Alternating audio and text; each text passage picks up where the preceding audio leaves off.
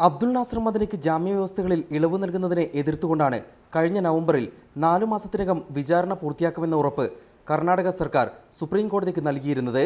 മദനിക്ക് ചികിത്സയ്ക്കായി ജാമ്യം നീട്ടി നൽകിക്കൊണ്ടുള്ള കോടതി ഉത്തരവ് വന്ന ശേഷം വിചാരണ പരപ്പന അഗ്രഹാര ജയിലിൽ നിന്ന് NIA കോടതിയിലേക്ക് മാറ്റി.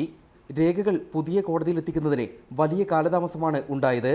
ജയിലിൽ നിന്ന് 30 കിലോമീറ്റർ അകലെയുള്ള കോടതിയിൽ സാക്ഷികളെ എത്തിക്കുന്നതിലെ സമയനഷ്ടം കൂടിയായതോടെ വിചാരണ ഇഴഞ്ഞു നീങ്ങുകയായിരുന്നു.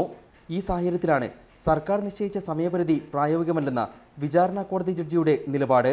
2 വർഷം കൊണ്ട് വിചാരണ നടപടികൾ പൂർത്തിയാകുമെന്നറിയിച്ച് ജഡ്ജി നൽകിയ കത്ത് കർണാടക ഹൈക്കോടതി രജിസ്ട്രാർ കഴിഞ്ഞ ദിവസമാണ് സുപ്രീം കോടതിക്ക് കൈമാറിയത്.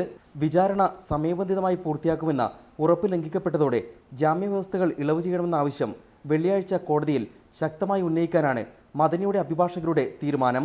മദനി കർണാടക വിട്ടുപോകരുതെന്ന ജാമ്യവ്യവസ്ഥ എടുത്തുകളയണമെന്നാകും പ്രധാന ആവശ്യം.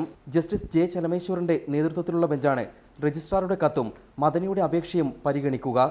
എം. ഉണ്ണികൃഷ്ണൻ, റിപ്പോർട്ടർ, ദില്ലി.